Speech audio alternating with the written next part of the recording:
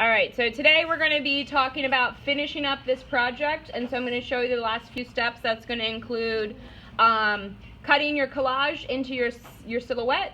That's going to include erasing or actually adding back your self-portrait picture, and it will also include, we're going to talk about your color element, and your background today. So let me know if you've got any questions as we do this. We're not looking at that. Here we go. All right, so here is my finished project. You can see that I have my collage. It's all within my silhouette. I have my actual self-portrait back included in my collage. I also have my color element, which is a jar of fireflies, and then I have a background image. All right, so a couple of things. Let's start with just the color element. You'll notice if you look at my layers that the three things in color are actually on top of my silhouette. Now that is going to be your choice. The reason I left it out on top is because if I included it underneath, you really don't get to see the color that well. So depending on what you're doing and how you've used your blending modes and how you treat your self-portrait picture, that's going to be a choice left up to you. And I like it a lot better out on top. Even if I didn't want it this bright, I could always at this point, lower the opacity a little bit, but at least I can see it a lot better than if it were underneath. Okay, notice how you can't see that at all on that side. Okay, so just keep that in mind. That is an option, and actually it's an option for any of your pictures. If you have any picture that you really isn't standing out as well, but you don't want to manipulate your self-portrait picture anymore, you can leave it out on top. It can be the top bread of the sandwich if you think about it that way. Okay? All right, so there's your color element. Let's go ahead and we're going to turn all this stuff off. I want to first talk about how to get the pictures inside the silhouette. So I'm actually going to just show you the end product and then show you how to do it. It won't look exactly like this because I just don't have these pictures in place with a background still. So I'm going to go ahead and turn those off for right now as well. So what we are going to look at is, here are all of my originals. I'm just going to show you how to do this with my originals. So there are all of my originals. Here is my silhouette. Essentially that is at the bottom. So really right now we're looking at all the individual pictures and they're all on top of my silhouette. So to essentially cut our collage into our silhouette, what we're going to do is you're going to grab the magic wand. You are going to either click on the silhouette and inverse it, or you could click on the outside, the negative space. Okay, I actually like clicking on the negative space because then it will go ahead and grab all these little other areas that might have been selected. So I'm going to click on the negative space with the magic wand, and I'm going to simply just click on the picture and hit backspace. And you'll notice it cut it outside of the silhouette. So I'm going to go ahead and turn that off. You're not going to need to turn it off because all of your collage will be visible at the same time. But just for the sake of showing you, here is my marquee that's blinking. I'm going to click onto the picture that I want to cut out and just simply hit backspace on my keyboard. And you can see that it puts the picture in on the inside. And do them one at a time. We could probably highlight them all at once, but I want you to do them one at a time so that you make sure it's exactly what you wanted. So as we go down, you're going to click on every picture until magically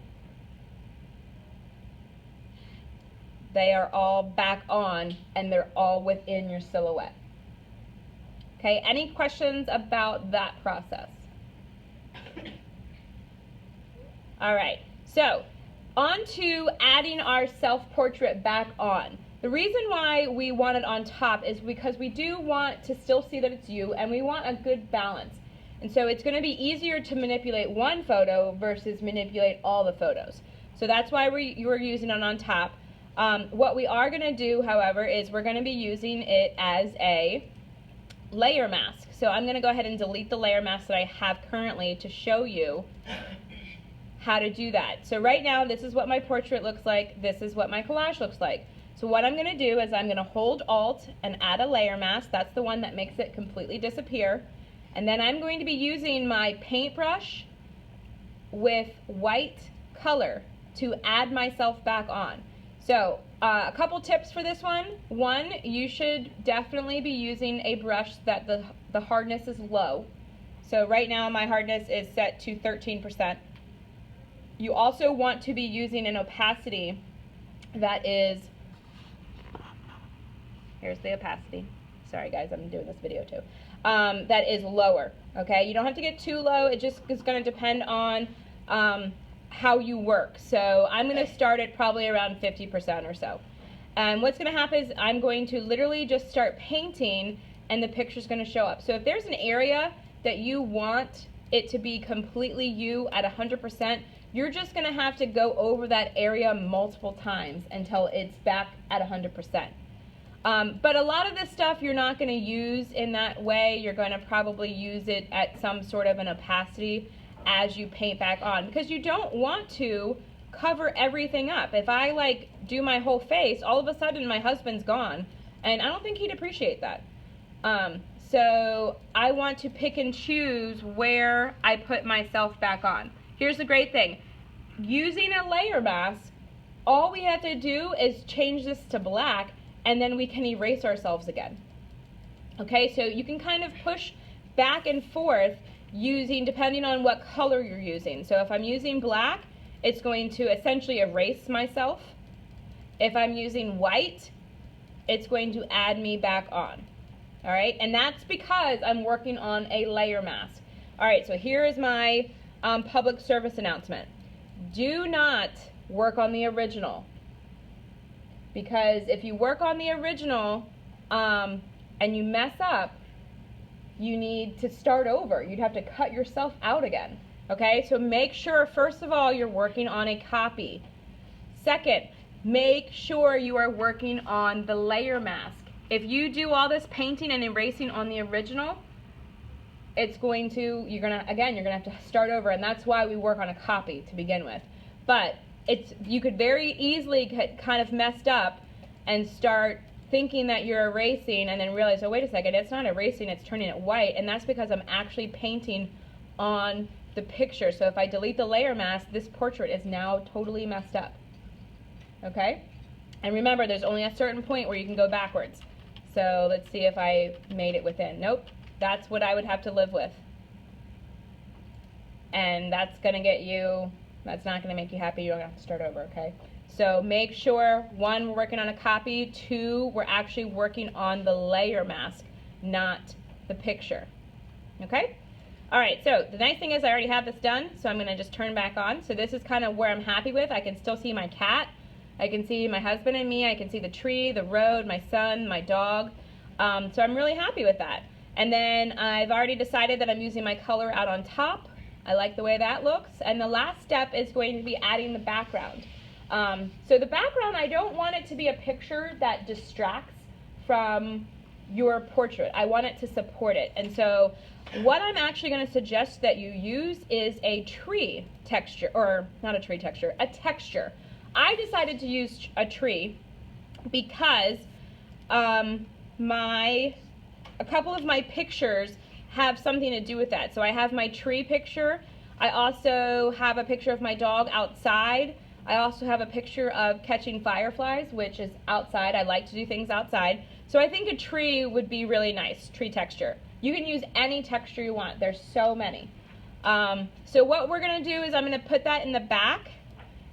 And what you'll notice is, one, you're going to notice that there's a little bit of white around my portrait. Depending on the job that you did with cutting out, you might actually see a little bit of white happening. And that's okay. I'll show you how to work with that. The second thing is, as is my texture, I don't love the color. I don't think it really supports my document. I don't think it distracts from it, but I'd like to change the color so that it does a little bit more for my project. And so that is a layer adjustments and then hue saturation. Those are one of those image adjustments that you need to have. You need to have 4 of those, remember, to meet the criteria. So you could save one for your background. So I'm just going to hit colorize, And then because of the colors I have in my picture, I'd like to match one of those. So if I start with orange, I can maybe up the saturation, try to match, but this kind of really starts to distract. It starts to really pop out more than the photo. So I think I'm going to switch over to the blue color. And so somewhere in there, and I definitely want to keep it a little bit more subdued. I don't want it to distract, I want it to support. And so I think about right there is good. And then from there, I have a couple of decisions to make, because this is not the best craftsmanship, having these like loose white specks around the edges of my hair. So I could do a couple of things. I could take my eraser, and on my background picture, I could actually erase away parts of the photo to make it a little bit more white around those areas that are white. And I'm just erasing with a soft brush at 100% opacity. And so this will kind of help hide that.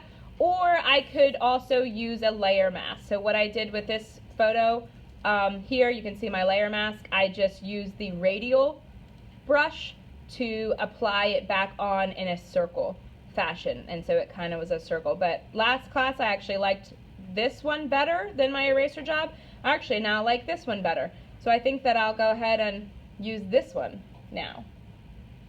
Okay, so you just want to make sure that you do any last minute touching up details. So if you've noticed that your cutout's not great, go ahead and work on cutting that out.